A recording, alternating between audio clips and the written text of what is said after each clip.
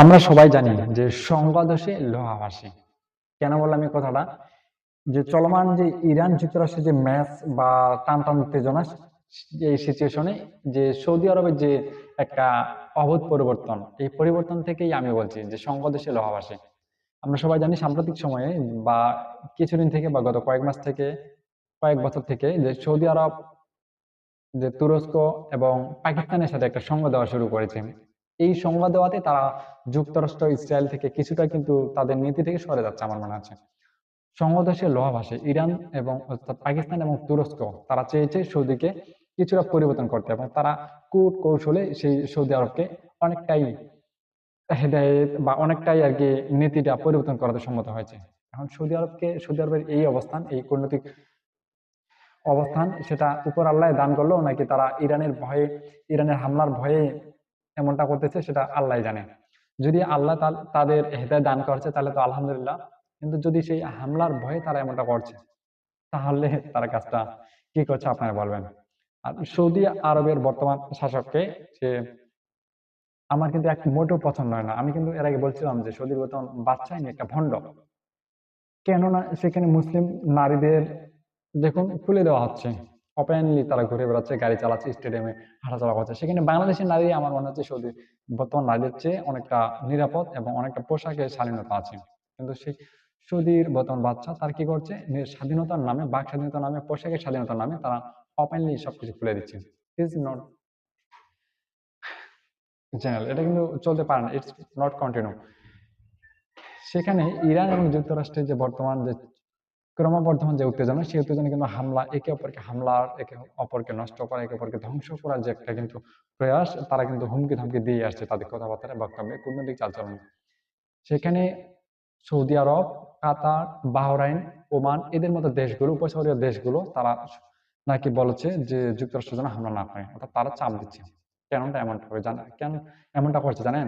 কারণ ইরান আগেই ঘোষণা দিয়েছে যদি ইরানে যুক্তরাষ্ট্র হামলা করে তাহলে এই যে সৌদি আরব, কাতার, বাহরাইন, ওমান, এইসব দেশে যে যুক্তরাষ্ট্রের ঘাঁটিগুলো রয়েছে সেগুলো উড়িয়ে দিবে, মাটির সাথে মিশিয়ে দিবে। আর সেখানে ভয়টা ধরেছে ওমান, কাতার, বাহরাইন এবং সৌদি আরবের। তারা চাপে পড়ে যুক্তরাষ্ট্রকে বলছে আমাদের দেশে হামলা যেন না হয়, এই জন্য তোমরা ইরানে হামলা করো না, কারণ ইরানে হামলা হওয়া মাত্রই আমাদের দেশে হামলা হবে, তখন আমরা ঠেকাইতে পারবো না ইরানকে। বোঝেন ঠেলা?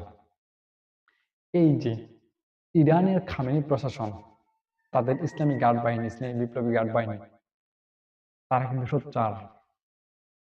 আমার মনে হচ্ছে তাদের কেমন চালচলন, তাদের কেমনটা জানি না, কিন্তু বর্তমান মুসলিম বিশ্বের সবচেয়ে ন্যায়পরায়ণ শাসক, ন্যায়পরায়ণ একটা দেশ মনে হয় আমার সেই ইরানকে। তারা কেমন জানি না, আমি অতটা জানি না, কিন্তু যে তাদের কথাবার্তা, চালচলন, মুসলিম বিশ্বের যে একটা টান তাদের প্রতি, সারা বিশ্ব, আজকে সৌদি আরব যদি তাদের নীতি পরিবর্তন না করে, তারা যদি হেদায়েত না হয়, তাহলে আমার মনে হচ্ছে তারা মুসলিম বিশ্বের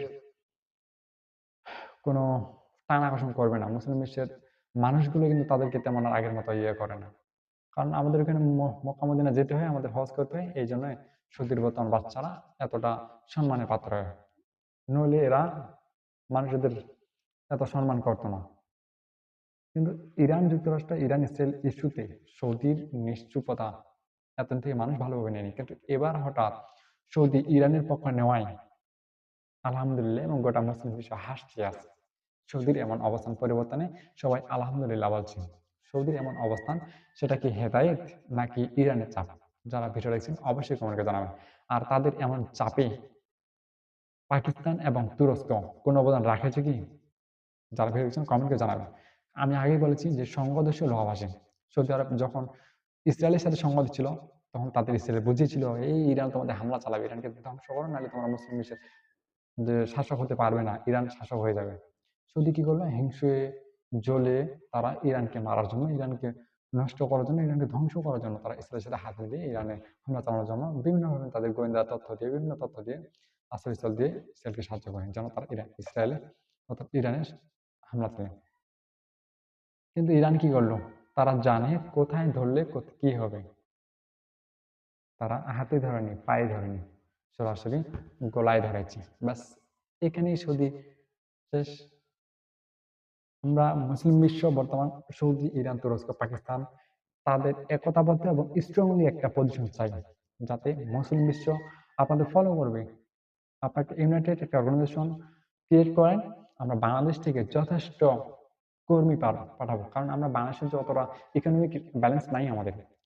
আমরা শুধু পাঠাতে পারবো, তোমাদের কত লোক লাগে আমরা দিতে পারবো। এই যে সৌদির বর্তমান অর্থ আছে, সৌদির অর্থ, কাতারের অর্থ, তুরস্ক ইরানের ড্রোন এবং পাকিস্তানের পারমাণবিক বোমা। আর বাংলাদেশ একটা ঘন জনবসতিপূর্ণ একটা দেশ, আমরা কত তোমাদের বাহিনী লাগে আমরা দিব। দরকার হলে বাংলাদেশে যত বেকার আছে আমরা সবাইকে মাসিক 20-50 হাজার টাকা বেতনে চাকরি দিয়ে তোমাদের ওখানে বাহিনীতে পাঠাবো। কারণ সৌদি আর কাতার তো টাকা আছে, তাদের টাকার অভাব নেই। ব্যাস, আমার বাংলাদেশের বেকার সমস্যাও দূর হবে, ইসলামিক একটা আর্মিও গঠন হবে, আর মুসলিম বিশ্ব সেফটি ফিল করবে। কি হলো? যারা ভিডিওটা দেখছেন অবশ্যই কমেন্ট করে জানাবেন। আমার এই ভিডিও, আমার এই কথাবার্তার সাথে যদি একমত হয়ে থাকেন অবশ্যই কমেন্ট করে জানাবেন। সবাইকে এতক্ষণ সাথে থাকার জন্য ধন্যবাদ জানাচ্ছি। আর ভিডিওটা ভালো লাগলে অবশ্যই শেয়ার করে ছড়িয়ে দিবেন।